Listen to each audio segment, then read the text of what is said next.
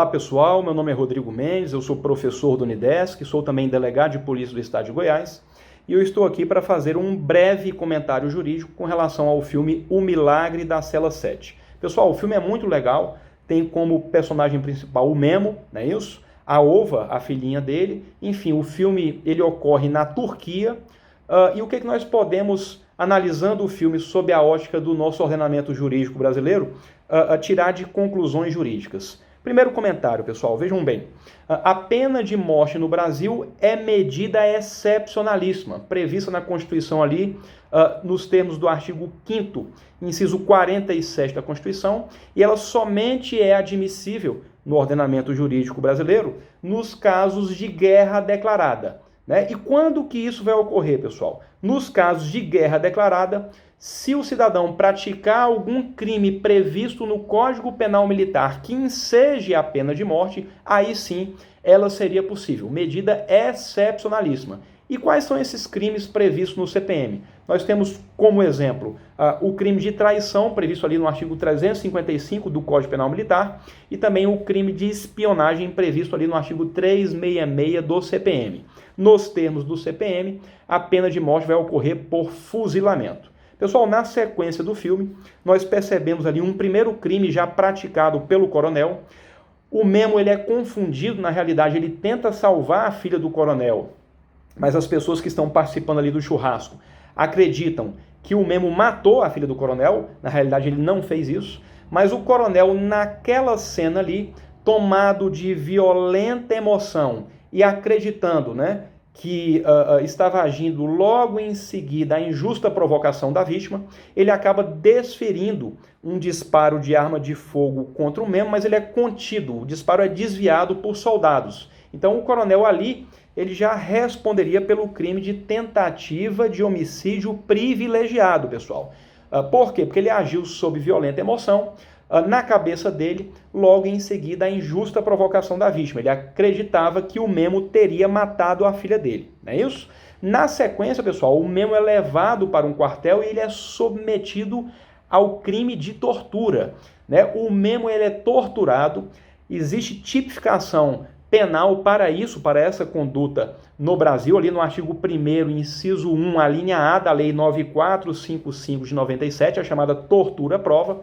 O Memo ele é submetido, mediante violência e grave ameaça, a intenso sofrimento físico e também mental, com o objetivo de obter a confissão. Tanto é que eles pegam a impressão do Memo e colocam no papel como se ele tivesse confessado o crime. Crime que sequer ele cometeu, não é isso? A tortura é um crime, nessa modalidade específica, que tem pena de 2 a 8 anos, de acordo com o nosso ordenamento jurídico brasileiro, e ela é considerada um crime tão grave no Brasil, pessoal, que enseja a perda do cargo para aquele servidor público que eventualmente for condenado, certo? Respondem pela tortura nos termos do nosso ordenamento jurídico, tanto o mandante, o coronel, que determinou a sessão de tortura, quanto os executores, os soldados que praticaram a tortura, quanto aqueles que, podendo evitá-la, se omitiram. Tranquilo, pessoal? Na sequência do filme, nós percebemos um julgamento absolutamente ilegal com relação ao Memo, não é isso? Sequer defesa existe, ele é condenado rapidamente, e aqui no Brasil, pessoal, mesmo que ele tivesse cometido aquele crime, coisa que ele não fez, o artigo 26 do Código Penal leva a pessoa que é absolutamente incapaz de compreender o caráter ilícito do fato a uma absolvição imprópria. Então, na realidade, se o Memo tivesse praticado aquele crime, aqui no Brasil, como ele não tem condições de entender o caráter ilícito do fato, porque ele era uma pessoa retardada, né? Isso, o filme deixa muito claro isso. Ele era uma pessoa que tinha um cérebro de criança, não é isso? Então, de acordo com um critério biopsicológico adotado no Brasil, ele seria submetido à absolvição imprópria e muito provavelmente receberia uma medida de internação, de tratamento ambulatorial, por exemplo, conforme já decidiu o STJ. O Memo, então, no filme é levado para o quartel, ele é submetido também a alguns espancamentos ali, pessoal, que, de acordo com o nosso ordenamento jurídico, enseja o crime de abuso de autoridade. Os soldados batem ali no Memo, não é isso? O crime de abuso de autoridade tem uma lei nova, foi aprovada agora recentemente, é a Lei 13.869 de 2019, entrou em vigor em janeiro de 2020. E se eventualmente o servidor público for reincidente no crime de abuso de autoridade, ele pode inclusive perder o cargo também, pessoal. Só que nesse caso, a necessidade de fundamentação da demissão do servidor pelo juiz na sentença. Beleza, pessoal? Para finalizar, nós percebemos ali que o coronel, depois que se descobrem, né, que as pessoas descobrem que existe uma testemunha que pode livrar a barra do Nemo, o coronel mata aquela testemunha.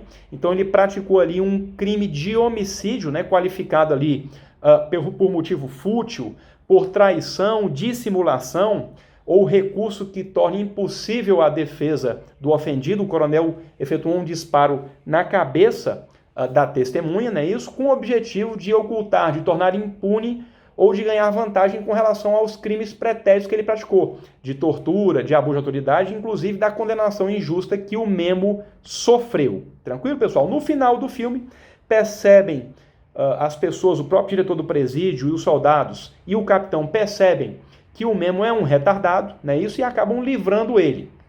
Eu faço a última pergunta para vocês.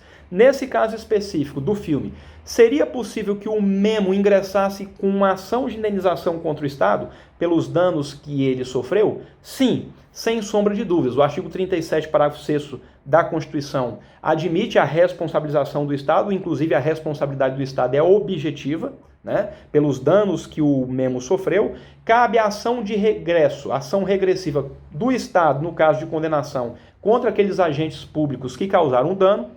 E nos termos da jurisprudência do Supremo Tribunal Federal, o Memo, se ele quisesse ingressar com a ação contra o Estado, não é isso? Trazendo a análise para o nosso ordenamento jurídico brasileiro, ele deveria ingressar com a ação contra o Estado. Por exemplo, se aqui no Brasil a ação tivesse sido praticada por servidores militares das Forças Armadas, o Memo deveria ingressar com a ação contra a União, e aí futuramente a União ingressaria com a ação regressiva contra esses militares. Se fosse por policiais militares de um Estado, a ação deve ser intentada contra o Estado e futuramente caberia a ação regressiva contra esses servidores. Tá joia, pessoal? Um grande abraço. Esses são os comentários jurídicos que eu tenho a tecer com relação ao filme.